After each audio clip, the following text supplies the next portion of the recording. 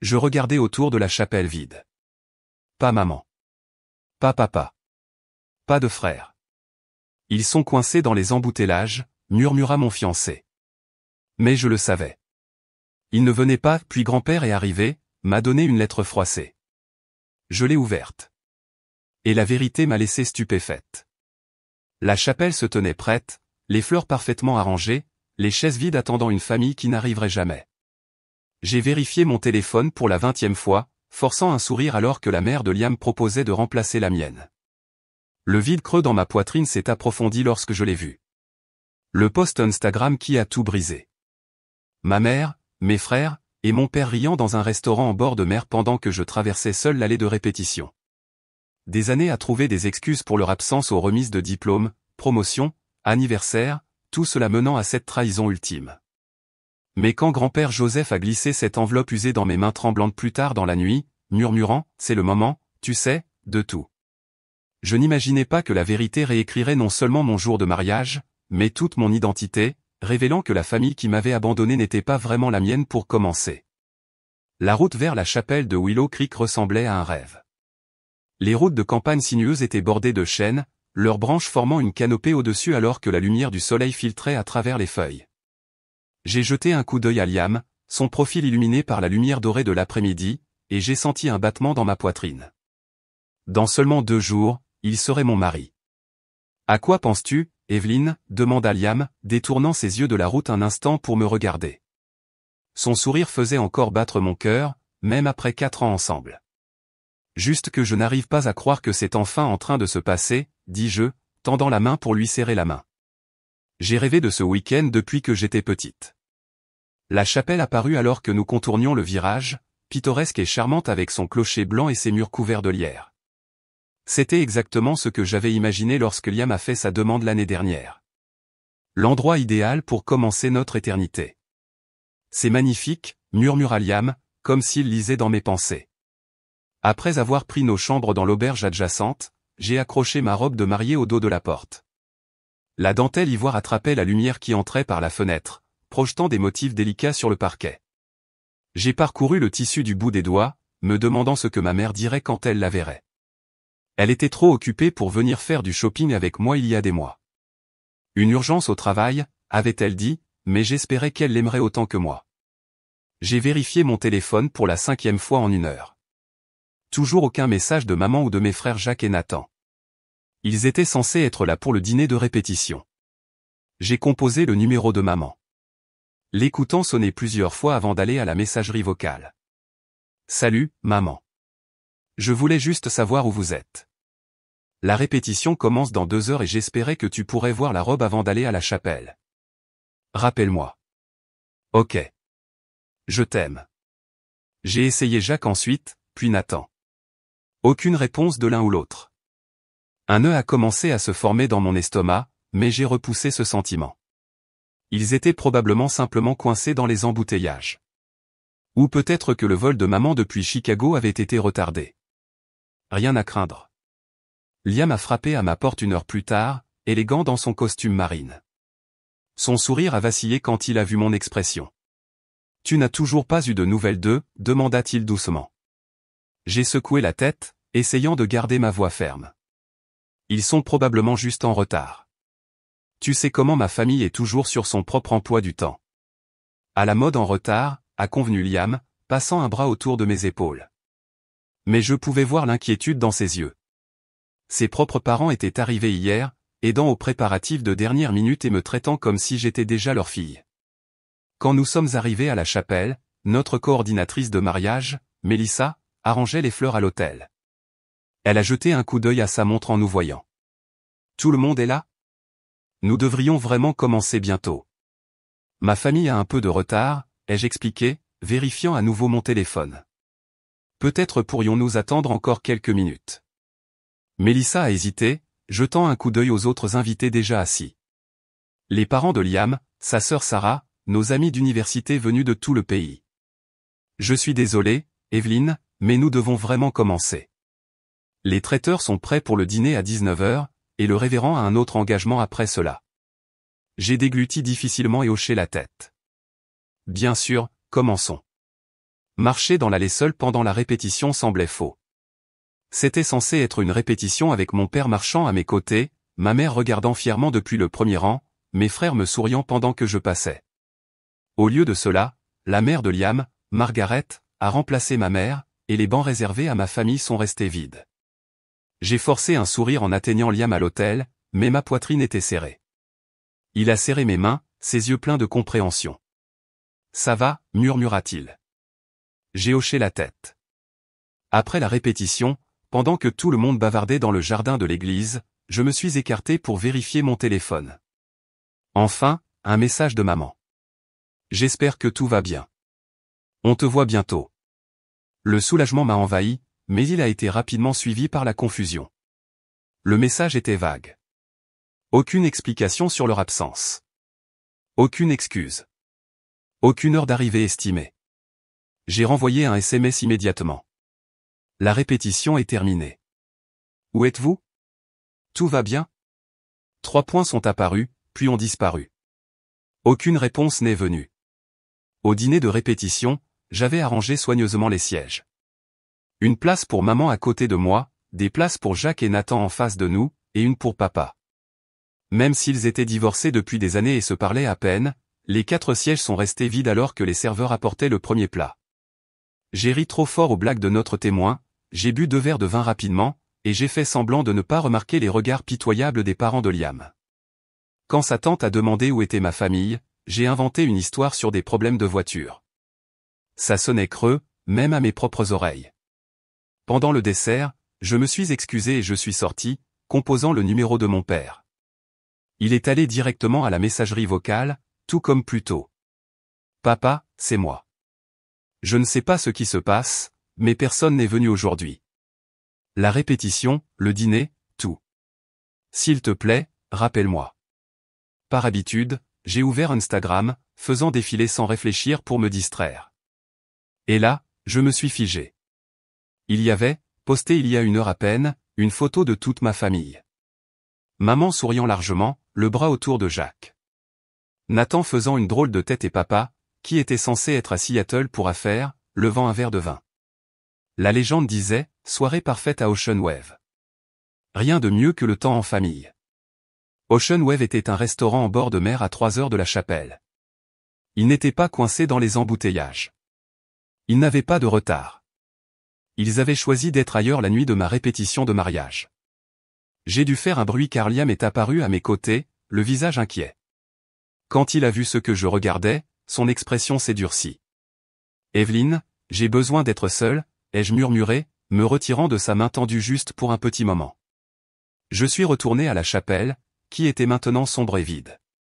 Le silence m'a enveloppé alors que je m'asseyais dans l'un des bancs, fixant l'hôtel où je devais me marier dans moins de 48 heures. Des larmes ont commencé à couler, chaudes et rapides, alors que le poids de la soirée m'écrasait. Ce n'était pas la première fois que ma famille manquait un moment important de ma vie. Ils avaient manqué ma remise de diplôme universitaire, invoquant une urgence de dernière minute qui s'est avérée être un week-end à Las Vegas.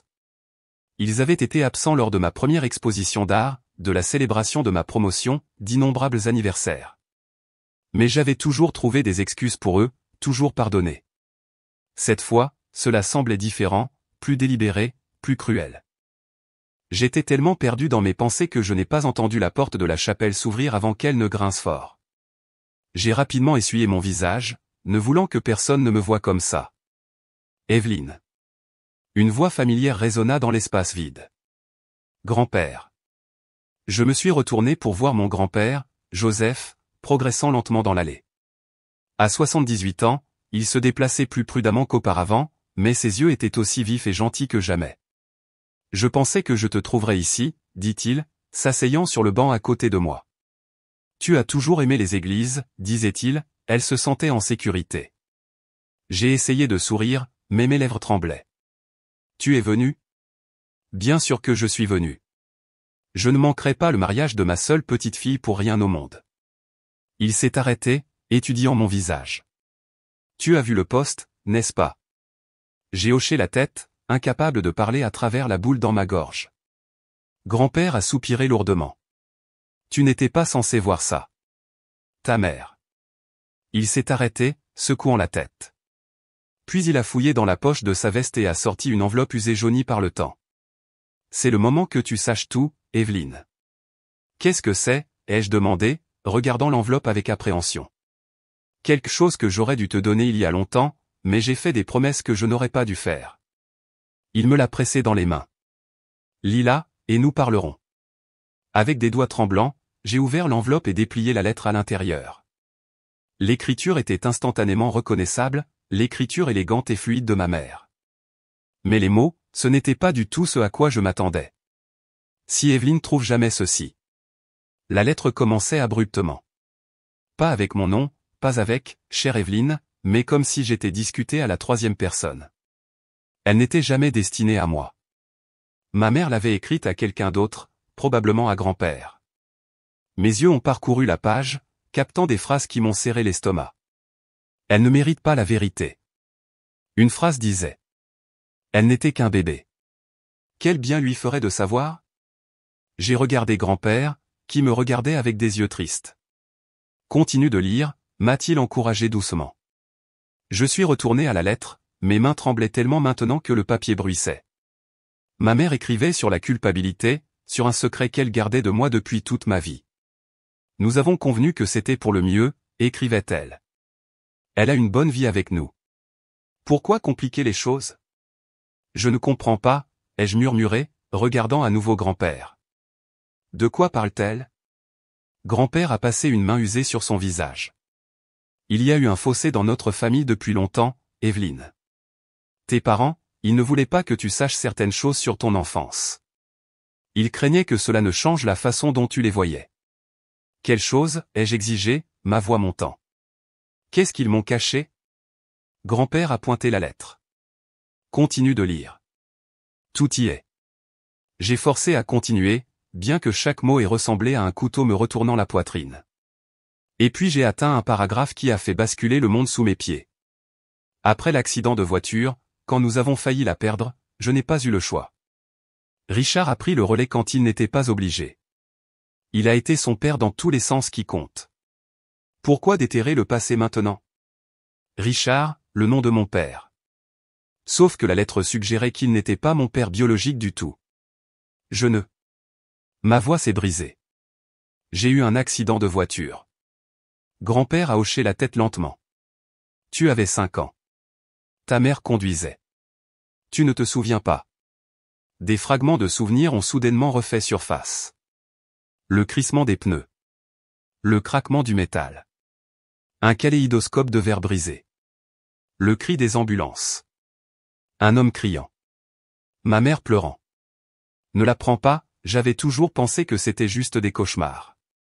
Qui est mon vrai père, ai-je demandé, les mots sonnant étranges dans ma bouche. Grand-père a hésité, tripotant sa bague de mariage. Une habitude nerveuse qu'il avait depuis que grand-mère était morte. Je connais des bribes de la vérité depuis des années, a-t-il admis. J'ai juré de garder le secret. Ta mère avait peur de te perdre, mais aussi égoïste. Elle voulait contrôler le récit. Pourquoi personne n'a jamais pensé que je méritais de savoir? Je me suis levé soudainement, la colère remplaçant le choc. C'est ma vie. Mon identité. Comment avez-vous tous pu me cacher ça pendant 27 ans? Je voulais te le dire, dit grand-père, la voix brisée. Tellement de fois, surtout quand tu as commencé à poser des questions à l'adolescence sur pourquoi tu ne ressemblais pas à tes frères, pourquoi ton père était toujours si distant. Je faisais les 100 pas devant le banc, la lettre serrée dans ma main. Liam est-il au courant? Tout le monde m'a menti? Non. Non, assura grand-père. Liam ne sait pas. Juste tes parents. Moi et ta tante Dileya. Tante Dileya. La sœur de ma mère que je voyais rarement parce qu'elle s'était disputée il y a des années. Un autre secret de famille apparemment. Je me suis effondré sur le banc, dépassé. Je dois le dire à Liam. Bien sûr que tu le dois, convint grand-père. Il va être ton mari. Il ne devrait pas y avoir de secret entre vous. Quand je suis retourné à l'auberge, Liam m'attendait dans ma chambre, le visage tendu par l'inquiétude. Il s'est levé dès que je suis entré, mais ne s'est pas approché, me laissant de l'espace. Ma famille n'est pas venue parce qu'elle a choisi de ne pas venir, ai-je dit catégoriquement. Ils étaient dans un restaurant ensemble. Tous. La mâchoire de Liam s'est contractée. J'ai vu le poste. Je suis tellement désolé, Evelyne. Ce n'est pas tout, ai-je dit en levant la lettre. Grand-père m'a donné ça. C'est de ma mère. Apparemment, l'homme que j'ai appelé papa toute ma vie n'est pas réellement mon père biologique. Les yeux de Liam se sont écarquillés, mais il n'a pas interrompu pendant que j'expliquais tout ce que grand-père m'avait dit. Il a écouté en silence, sans essayer de régler le problème ou de le rejeter. Quand j'ai eu fini, il a simplement dit, quoi qu'il arrive ensuite, je suis avec toi. Je me suis effondré dans ses bras, puis j'ai pleuré jusqu'à ce que sa chemise soit humide de larmes. Il m'a tenu sans parler, juste en étant là, solide et réel, quand tout le reste dans ma vie me semblait soudainement comme du sable mouvant. Plus tard dans la nuit, grand-père est venu dans ma chambre avec un dossier. À l'intérieur se trouvait une copie de quelque chose qu'il avait gardé caché pendant des années. Un certificat de naissance alternatif. Le nom dans le champ du père n'était pas Richard Callahan. C'était Elias Monroe. Ton père biologique, expliqua grand-père. C'était un homme bon. Il s'est battu pour toi après l'accident. Il a essayé d'obtenir la garde. Ta mère et Richard l'ont complètement exclu. Est-il encore en vie, ai-je demandé, fixant le nom inconnu. Pour autant que je sache, oui. La dernière fois que j'ai entendu parler de lui, il vivait à environ 1 heure d'ici. Grand-père hésita, puis ajouta, si tu veux comprendre qui tu es avant de dire oui, va le trouver. Mais le mariage peut attendre si nécessaire, dit fermement grand-père. C'est ta vie, Evelyne. Ton identité. Tu mérites de connaître la vérité avant de commencer ce nouveau chapitre. J'ai passé cette nuit-là à fixer le plafond, la lettre et le certificat de naissance sur ma table de chevet. Au matin, j'ai su ce que je devais faire. Je dois reporter le mariage, ai-je dit à Liam au petit déjeuner. Nous nous sommes assis dans un coin tranquille de la salle à manger, parlant à voix basse, juste un moment le temps que je règle tout ça. Je m'attendais à de la résistance, de la déception, peut-être même de la colère. Au lieu de cela, Liam a tendu la main par-dessus la table et a pris la mienne. Je comprends, dit-il. Et je suis avec toi. Quoi que tu décides. Tu n'es pas contrarié. Il sourit tristement. Je veux t'épouser, Evelyne. Mais je veux que tu sois entière quand nous le ferons. Si trouver cet homme, ton père biologique, est ce dont tu as besoin, alors c'est ce que nous ferons. Des larmes me sont montées aux yeux. Comment ai-je eu autant de chance avec toi? Je me pose la même question tous les jours, répondit-il, serrant ma main. La famille de Liam a été compréhensive lorsque nous leur avons annoncé. Sa mère m'a serré fort dans ses bras et a murmuré, prends tout le temps dont tu as besoin, ma chérie. Nous serons là. Ils ont accepté de contacter les invités et ont expliqué que le mariage était reporté en raison d'une urgence familiale, ce qui n'était pas loin de la vérité. Ma famille, en revanche, n'a même pas demandé pourquoi. Quand j'ai appelé ma mère pour l'informer du report, sa réponse a été « si c'est ce que tu veux ». Elle n'a pas mentionné avoir manqué le dîner de répétition, ne s'est pas excusée, n'a pas demandé si j'allais bien. C'était comme si elle savait que j'avais découvert la vérité et qu'elle se retirait derrière des murs d'indifférence. Le lendemain de ce qui aurait dû être mon mariage, je suis allé chez ma tante Dileya à Springfield. Je ne l'avais pas vue depuis des années. Pas depuis une réunion de Noël quand j'avais 20 ans, où elle et ma mère s'étaient disputées à grands cris, ce qui s'était terminé par le départ de Dileya. Personne ne m'a jamais expliqué de quoi parlait cette dispute. Maintenant, je soupçonnais que je savais. La maison de Dileya était petite mais charmante avec des jardinières sous chaque fenêtre et des carillons éoliens accrochés au porche. Elle a ouvert la porte avant que je puisse frapper, comme si elle m'attendait. « Evelyne, dit-elle, les yeux tristes. Alors, ils te l'ont finalement dit ? Pas exactement, ai-je répondu. Mais je connais Elias Monroe. Je sais qu'il est mon père biologique. Elle a soupiré et s'est reculée, me faisant signe d'entrer. Entre. Nous avons beaucoup à discuter. Autour d'un thé dans sa cuisine ensoleillée, Dileya a confirmé ce que la lettre suggérait. Ma mère avait eu une relation avec Elias Monroe avant de rencontrer Richard Callahan. C'était bref mais intense, une romance d'été qui ne devait pas durer. Ta mère avait 21 ans, expliqua Dileya. Elias avait 23 ans. C'était un musicien. Il jouait du piano jazz dans des clubs de la ville. Maman et papa n'ont pas approuvé. Ils pensaient qu'il était trop bohème, pas assez stable. Mais ils sont tombés amoureux, ai-je demandé, essayant d'imaginer ma mère au principe strict avec un musicien de jazz. Dileya sourit tristement. Follement amoureux. Je n'avais jamais vu ta mère aussi heureuse. Mais quand elle est tombée enceinte, nos parents sont intervenus. Ils lui ont fait pression pour qu'elle retourne avec Richard, qu'elle avait fréquenté au lycée. Il avait un bon travail, venait d'une bonne famille, était convenable, selon maman, et elle a simplement accepté. Elle a renoncé à l'homme qu'elle aimait parce que nos grands-parents le lui ont dit. L'expression de Dileya s'assombrit. Ta mère s'est toujours trop souciée des apparences, de ce que les autres pensent. Et Richard était prêt à te reconnaître comme le sien pour te donner son nom. Elias s'est battu pour elle, pour toi, mais elle l'a complètement coupé. Jusqu'à l'accident, ai-je dit doucement. Dileya hocha la tête. Elias n'a jamais arrêté d'essayer de faire partie de ta vie. Après l'accident, quand tu étais à l'hôpital, il est venu, a exigé de te voir. C'est là que tout a éclaté. Je dois essayer de traiter cette information, de la concilier avec la mère que je connaissais, contrôlante, ai-je dit. Oui. Mais j'ai toujours cru qu'elle avait mes meilleurs intérêts à cœur. Maintenant, je n'en étais plus si sûr.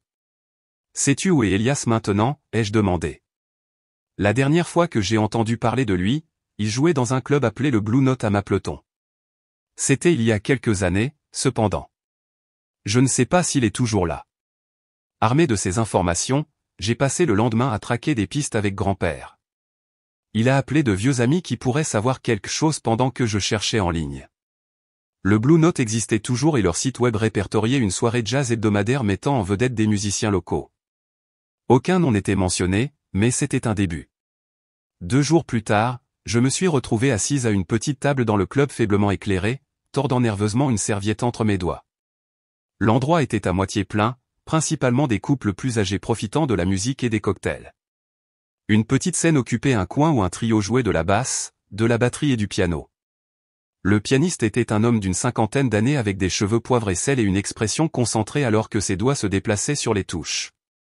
Quand il a terminé le morceau et que le public a applaudi, il a levé les yeux et a souri, puis a ri à quelque chose que le bassiste a dit. Ce rire, il était étonnamment familier. Le même son riche et guttural qui sortait de moi quand je trouvais quelque chose de vraiment drôle. Pendant la pause, je me suis approché de la scène, le cœur battant à tout rompre. Le pianiste rangeait des partitions lorsqu'il m'a remarqué. Super 7, ai-je dit, ma voix tremblant légèrement. Merci, a-t-il répondu, levant les yeux avec un sourire poli qui s'est figé quand il a vu mon visage.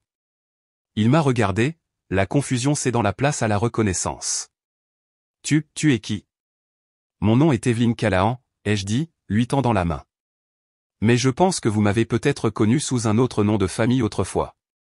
Sa main tremblait alors qu'il prenait la mienne. Tu es la sienne, dit-il doucement. Tu es la fille de Sarah. J'ai toujours voulu savoir ce qui t'était arrivé. Sarah, le nom de ma mère. L'entendre le dire rendit cette situation surréaliste soudainement viscéralement réelle. Es-tu Elias Monroe, ai-je demandé, bien que je connaissais déjà la réponse. Il a hoché la tête, ses yeux ne quittant jamais mon visage. Je le suis.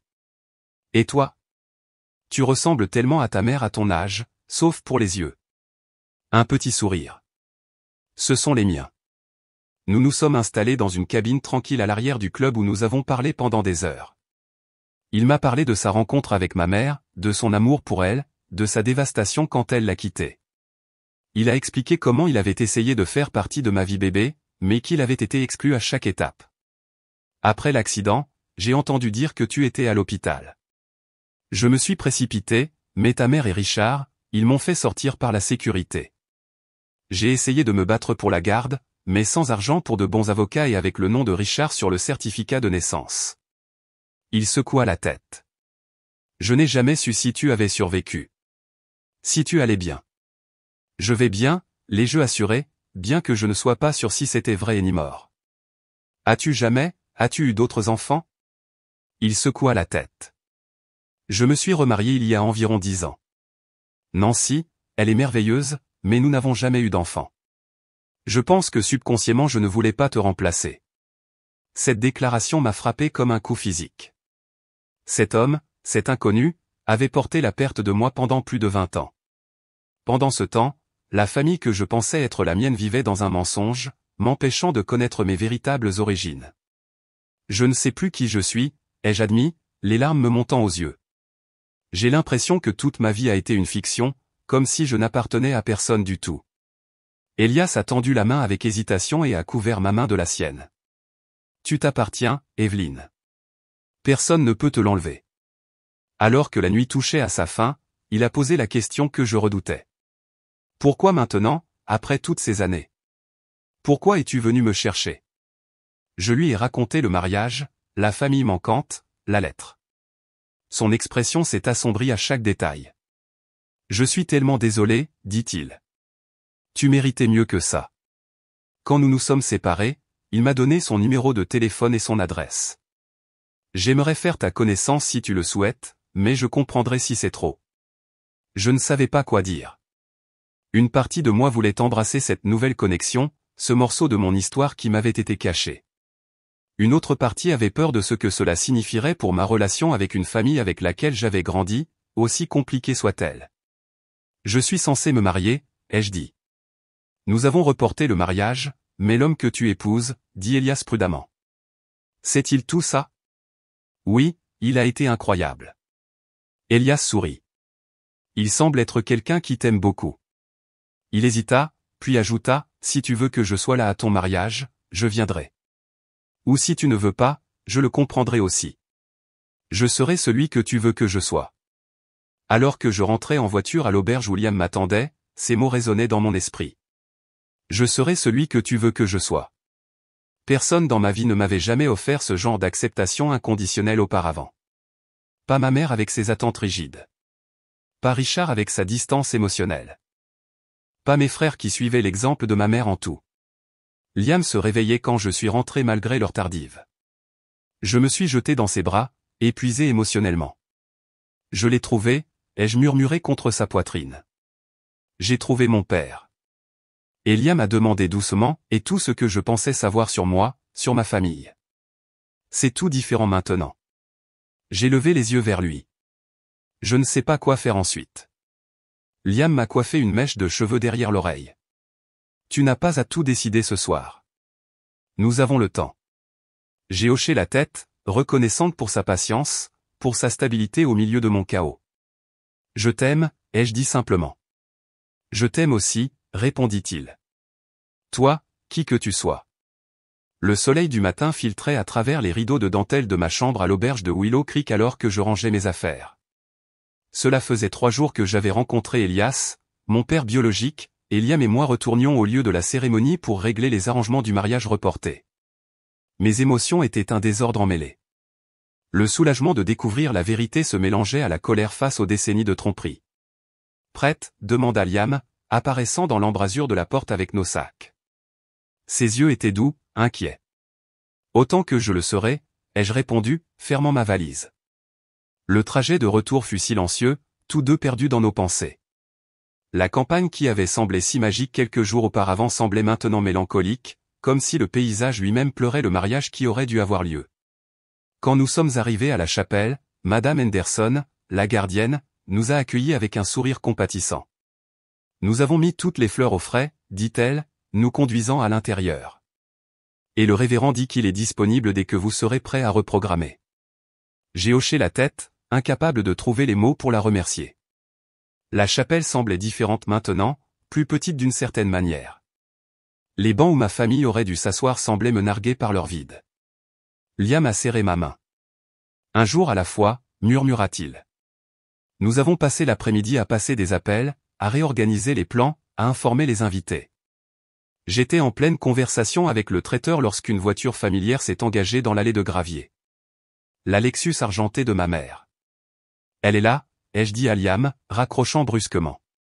Veux-tu que je reste, demanda-t-il, déjà protecteur près de moi. J'ai pris une profonde inspiration. Oui, s'il te plaît. Ma mère est entrée sans frapper, son parfum Chanel la précédant dans la pièce. Elle était impeccable comme toujours, pas un cheveu déplacé, son maquillage parfait, sa posture rigide. Elle serrait son sac comme une armure contre sa poitrine. Nous devons parler, dit-elle froidement, sans passer par les salutations. Je pense que oui, ai-je répondu, surprise par la fermeté de ma voix. Maman a jeté un coup d'œil à Liam, son désapprobation évidente en privé. Tout ce que tu as à me dire, tu peux le dire devant Liam, ai-je dit fermement. Il va être mon mari. Un éclair d'agacement. La résignation a traversé son visage, mais elle a hoché la tête sèchement et s'est assise sur une des chaises en bois près de la fenêtre, croisant les jambes à la cheville. Ton grand-père n'avait pas le droit de te donner cette lettre, commença-t-elle. C'était privé. Pas le droit, ai-je répété avec incrédulité. Pas le droit de me dire la vérité sur ma propre vie, sur qui je suis vraiment. Tu sais qui tu es, lança maman. Tu es Evelyne Callahan. Ma fille. La fille de Richard. Sauf que je ne suis pas la fille de Richard, n'est-ce pas? J'ai sorti le certificat de naissance de mon sac et l'ai posé sur la table entre nous. Je suis la fille d'Elias Monroe et tu m'as menti toute ma vie. Maman a regardé le document, son visage pâlissant légèrement. D'où tiens-tu ça? Grand-père a gardé une copie. Il pensait que je méritais de savoir la vérité un jour. Elle a fait un geste dédaigneux. Joseph a toujours été trop sentimental pour son propre bien. Sentimental? Ma voix a monté. Tu appelles ça sentimental de penser que j'avais le droit de savoir qui est mon vrai père? Richard est ton vrai père, insista maman. Il t'a élevé. Il t'a pourvu. Elias était. Elle a hésité comme si elle cherchait les bons mots. Une erreur d'une autre époque de ma vie. Une erreur? Le mot ressemblait à une gifle. C'est ce que je suis pour toi? Une erreur? Les yeux de maman se sont écarquillés. Non, bien sûr que non. Je voulais juste dire. Tu veux dire quoi, ai-je exigé, la colère montant en moi. Que mon existence était gênante. Que j'étais un problème que tu devais résoudre. Tu étais mon erreur à corriger, a-t-elle lâché, puis a immédiatement serré les lèvres comme si elle voulait reprendre ses mots. La pièce est devenue silencieuse. Même les oiseaux dehors semblaient retenir leur souffle. Sors, dit doucement Liam derrière moi. La tête de maman s'est levée. Excuse-moi. Tu n'as pas le droit de lui parler comme si elle était un fardeau, dit Liam, sa voix basse mais ferme. Pas après tout ce que tu as fait. Cela ne te concerne pas, répondit maman avec condescendance. Cela me concerne parce que je l'aime, dit Liam, s'approchant pour se tenir à côté de moi, ce qui est plus que ce que je peux dire de toi en ce moment. Maman s'est levée brusquement, lissant sa jupe. Je vois qu'il n'y a aucune raison de raisonner l'un de vous deux dans cet état. Rappelle-moi quand vous vous serez calmés, et nous pourrons en discuter comme des adultes. Il n'y a rien à discuter, ai-je dit, retrouvant ma voix. Tu m'as menti pendant 27 ans. Tu m'as empêché de connaître mon propre père. Tu m'as fait croire que j'étais quelqu'un que je ne suis pas, je t'ai protégé, insista maman. Elias n'était pas apte à être un père. Il était instable, irresponsable. Je l'ai rencontré. Je l'ai interrompu. Il semble être un homme bien pour moi. Maman s'est figée. Tu quoi? Je l'ai trouvé. Nous avons parlé. Il m'a dit comment tu l'avais rejeté. Comment toi et Richard l'aviez menacé. Comment vous aviez utilisé l'argent de votre famille pour vous assurer qu'il ne puisse pas faire partie de ma vie. Son visage s'est durci. Il dirait ça, n'est-ce pas? Jouer la victime. Il a toujours été bon pour ça. Arrête ça, ai-je dit lassement. Arrête juste. Je ne veux plus entendre te salir. J'ai entendu assez de mensonges de ta part pour toute une vie. Maman a ramassé son sac, ses mouvements brusques de colère. Quand tu seras prête à être raisonnable, tu sais où me trouver. Elle s'est arrêtée à la porte. Et Evelyne, tes frères et moi attendons des excuses pour avoir reporté le mariage sans nous consulter. As-tu une idée de l'embarras que cela a causé? Après son départ, je me suis effondré sur le canapé, tremblant de colère et d'épuisement. Liam s'est assis à côté de moi, me prenant dans ses bras. Je suis désolé, murmura-t-il dans mes cheveux. Je n'aurais pas dû parler à ta mère comme ça. Non, tu avais raison. Merci de m'avoir défendu. Plus tard dans la soirée, j'ai appelé l'homme qui m'avait élevé, Richard. Cela me semblait étrange de ne plus penser à lui comme à papa, mais les mots restaient coincés dans ma gorge maintenant, souillés par la tromperie. Savais-tu, ai-je demandé quand il a répondu, sans préambule. Tout ce temps, savais-tu que tu n'étais pas mon père biologique? Un long silence suivit. Oui, dit-il enfin, la voix lourde. Je savais. Pourquoi ne me l'as-tu pas dit? Une autre pause. Ta mère pensait que c'était pour le mieux. Et je t'ai aimé comme ma propre fille, Evelyne. Je le fais toujours. J'ai fermé les yeux, déchiré entre la colère face au mensonge et la gratitude envers l'homme qui avait, à sa manière réservée, été un père pour moi.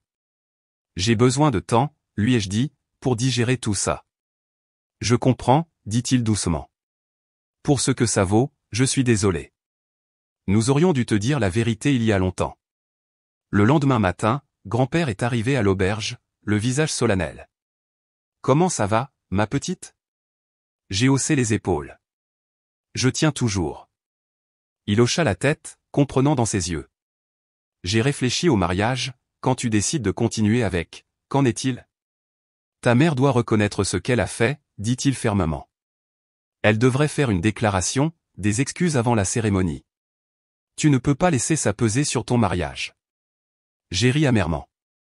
Maman, s'excuser. Tu l'as rencontrée? Elle n'a pas toujours été comme ça, dit doucement grand-père. Avant que ta grand-mère ne meure, avant que la pression d'être parfaite ne la consume, il s'est arrêté, secouant la tête. Mais ce n'est pas une excuse pour ce qu'elle t'a fait. Cet après-midi-là, mon frère Jacques a appelé. Contrairement à Nathan, qui avait toujours été l'écho parfait de maman, Jacques montrait occasionnellement des éclats d'indépendance. Maman nous a parlé de ce qui s'est passé, commença-t-il maladroitement. Sur le fait que Richard n'est pas ton père biologique. Et qu'a-t-elle dit sur le fait de me le cacher toute ma vie, ai-je demandé. Elle a dit que c'était pour te protéger, répondit Jacques, semblant incertain. Que cet Elias était instable, qu'il aurait pu te faire du mal. Et tu crois ça? Une pause. Je ne sais plus quoi croire, Evelyne. As-tu envisagé de me demander puisque c'est ma vie dont nous parlons? Jacques soupira. Tu as raison.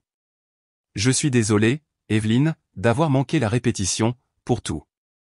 Après avoir raccroché, je me suis assise sur le bord du lit, fixant ma robe de mariée accrochée dans le placard.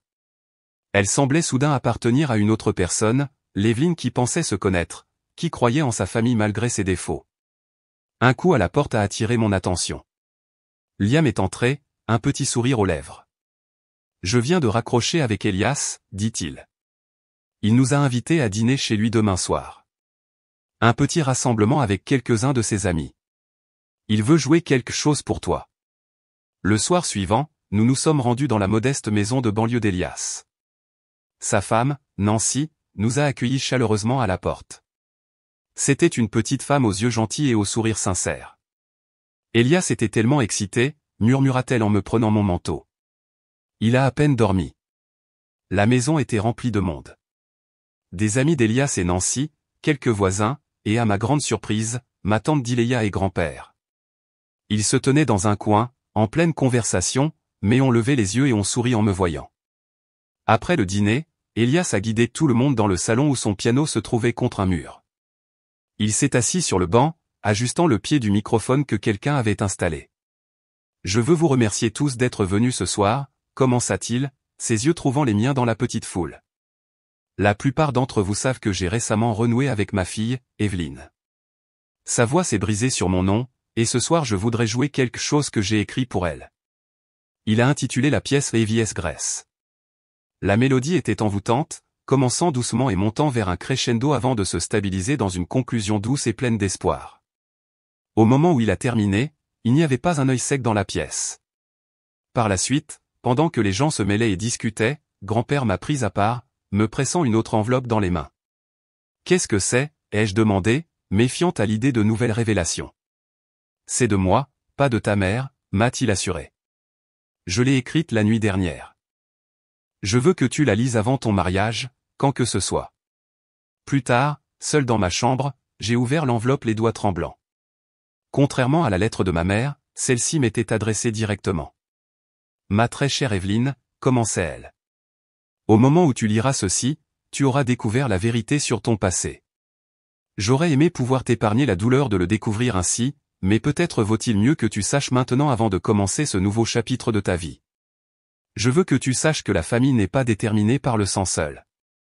Elle se construit par l'amour, par le choix, par le soutien mutuel dans les moments de joie et de chagrin. Ta mère et Richard ont fait de nombreuses erreurs, mais ne doute jamais qu'ils t'ont aimé à leur manière imparfaite. Quand le jour de ton mariage arrivera, je veux que tu y ailles seul. Pas parce qu'il n'y a personne de digne de t'accompagner, mais parce que tu es arrivé là par ta propre force. Tu as trouvé la vérité. Tu l'as affrontée avec courage.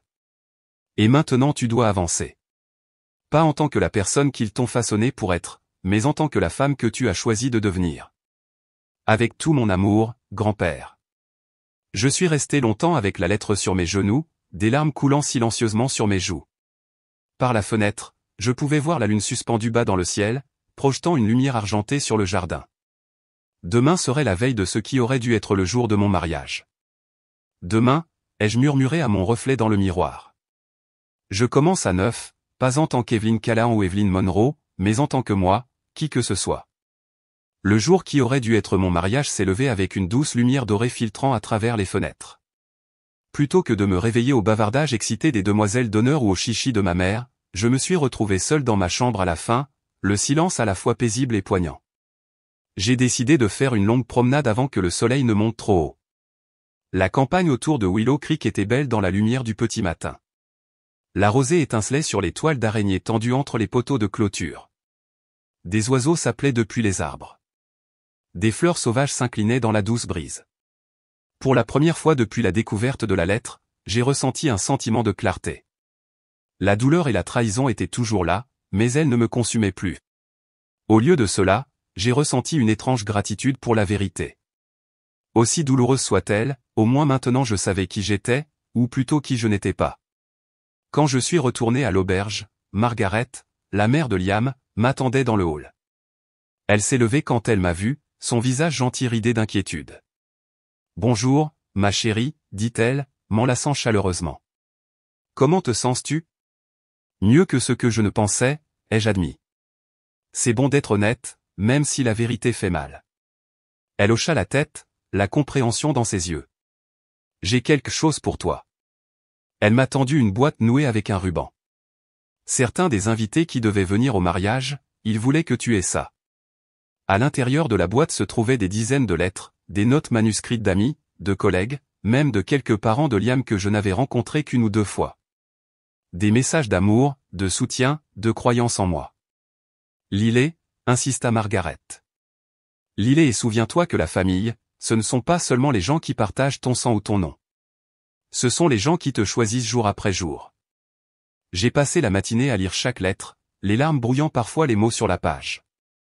Tant de gens se souciaient de moi, me soutenaient, croyaient en moi. C'était une révélation après des années à me sentir d'une manière ou d'une autre inadéquate aux yeux de ma propre famille. Dans l'après-midi, Liam et moi avions pris une décision.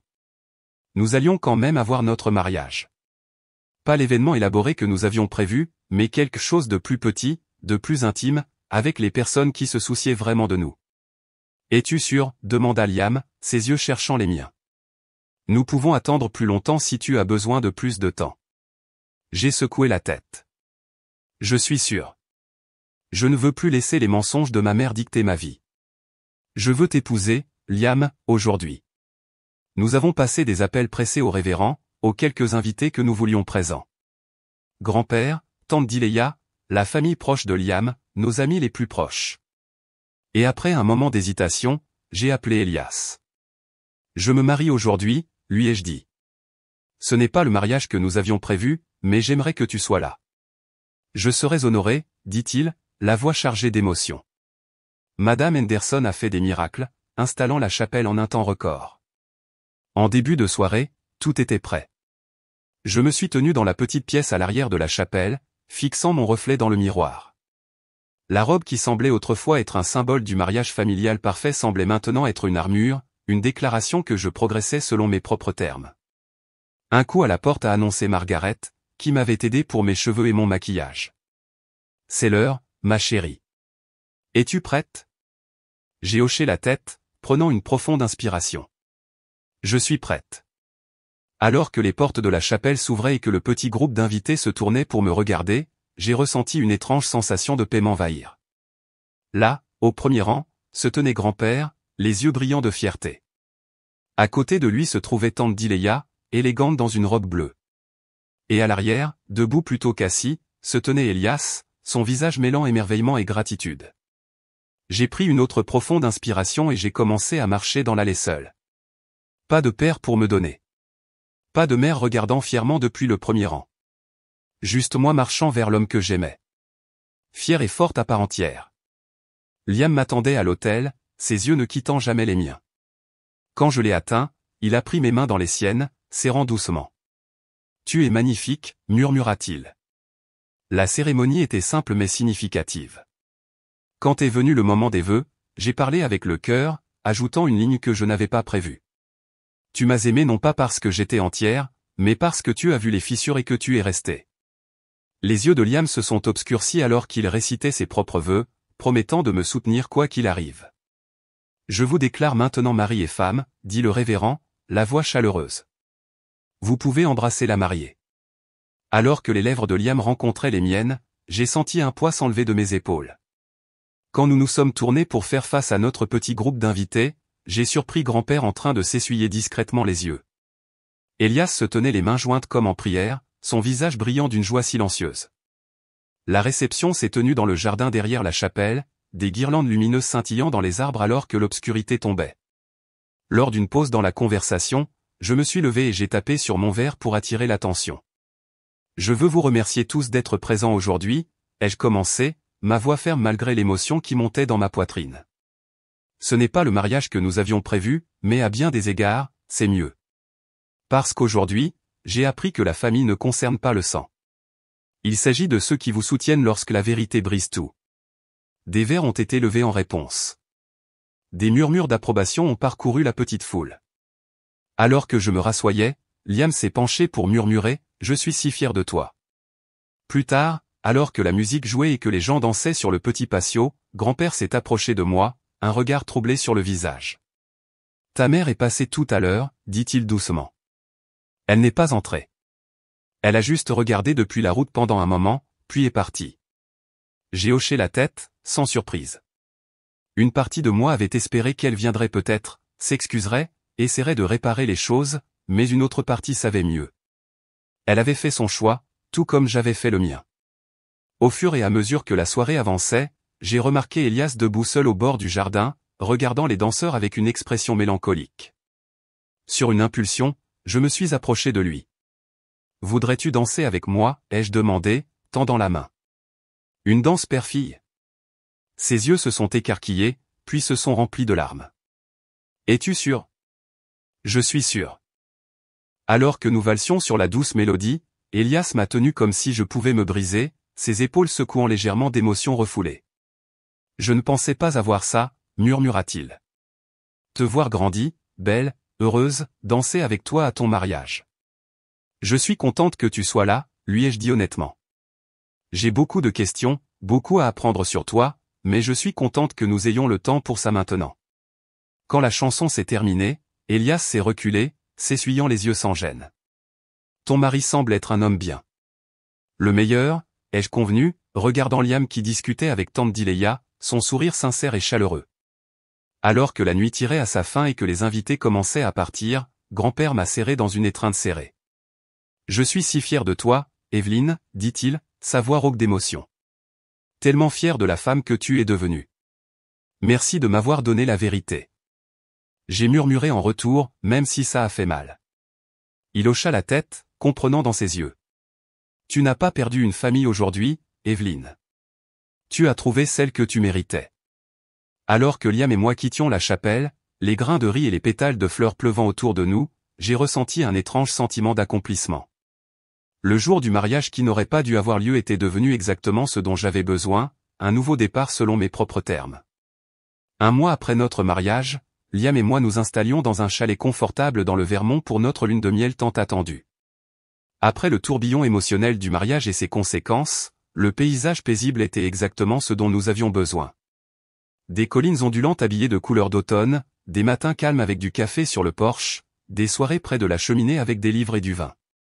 Tu sembles différente, observa Liam un matin alors que nous faisions une randonnée sur un sentier boisé, les feuilles craquant sous nos bottes, plus paisibles. J'ai réfléchi à cela, respirant l'air vif. Je pense que oui. Pour la première fois de ma vie, j'ai l'impression de ne pas essayer d'être la version de moi de quelqu'un d'autre. Ce soir-là, j'ai trouvé un vieux journal en cuir dans un tiroir du chalet. Ses pages étaient vierges, invitantes. Sur une impulsion, j'ai commencé à écrire. Pas un journal de nos activités de lune de miel, mais des lettres. Des lettres que je savais que je n'enverrais jamais, mais que je devais écrire néanmoins. La première était pour ma mère. Chère maman, j'avais l'habitude de penser que ton approbation était quelque chose que je devais mériter. Maintenant, je comprends que le problème n'a jamais été moi. C'était tes propres peurs, tes propres regrets. J'espère qu'un jour tu pourras me voir pour qui je suis, pas pour les erreurs que tu penses avoir faites. En attendant, j'apprends à aller bien sans ta validation. J'ai écrit à Richard ensuite, l'homme qui m'avait élevé. Tu n'as jamais été démonstratif avec ton affection. Et maintenant, je me demande si c'est parce que tu me voyais toujours comme l'enfant de quelqu'un d'autre. Mais tu es resté.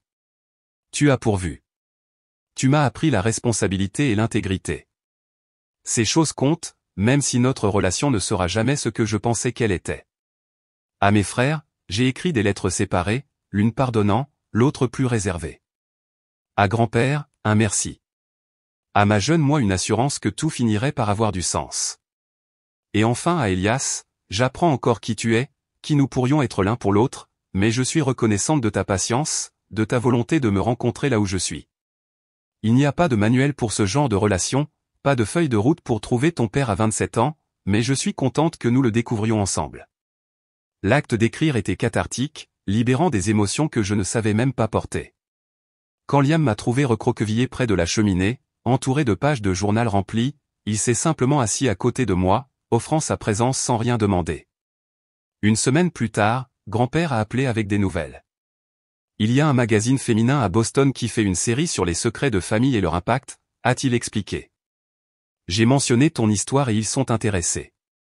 Ils pensent que cela pourrait aider d'autres personnes qui ont découvert des vérités similaires sur leurs origines. J'ai hésité, mal à l'aise à l'idée de rendre publique ma douleur privée. Je ne sais pas, grand-père. Tu n'as pas besoin d'utiliser de vrais noms, m'a-t-il assuré. Mais réfléchis Evelyne. Ton histoire pourrait aider quelqu'un d'autre à se sentir moins seul, et la raconter pourrait aussi t'aider. Après en avoir discuté avec Liam, j'ai décidé d'écrire l'essai. Ce fut difficile de revisiter le choc et la trahison, la colère et la confusion. Mais il y avait du pouvoir à façonner moi-même le récit, à choisir les parties à partager et comment les cadrer. L'article a été publié sous un pseudonyme, mais avec ma vraie photo. La vérité sur mes origines, comment une répétition de mariage a mené à des secrets de famille et à la découverte de soi. Le titre disait, la réponse a été écrasante. Des emails de lecteurs qui avaient vécu des révélations similaires, qui avaient trouvé du courage dans mes paroles. Ma mère a de manière prévisible gardé le silence. L'essai ne la nommait pas, mais elle aurait reconnu l'histoire. Je ne m'attendais pas à ce qu'elle me contacte, mais une petite partie enfantine de moi était toujours déçue quand elle ne le faisait pas. Richard, cependant, m'a surprise. Une lettre est arrivée à notre maison quelques semaines après la publication de l'essai. Son écriture formelle sur l'enveloppe était instantanément reconnaissable. Chère Evelyne, commençait-elle. J'ai lu ton article dans le magazine. Tu écris magnifiquement. Tu as toujours eu le don des mots. Je veux que tu saches que je ne te blâme pas pour ce que tu ressens. Je ne sais pas si j'ai fait bien ou mal en te cachant la vérité toutes ces années, mais j'espère que tu pourras un jour me pardonner. Je ne suis peut-être pas ton père biologique, mais j'ai toujours été fier de t'appeler ma fille. Ce n'était pas un aveu de culpabilité. Pas exactement. Mais c'était une reconnaissance de mes sentiments, ce qui était plus que ce à quoi je m'attendais. Début octobre, Elias est venu nous rendre visite dans le Vermont. Il a apporté des albums photos, de vieux disques, des histoires sur sa vie, des bribes de lui-même qu'il voulait partager avec moi.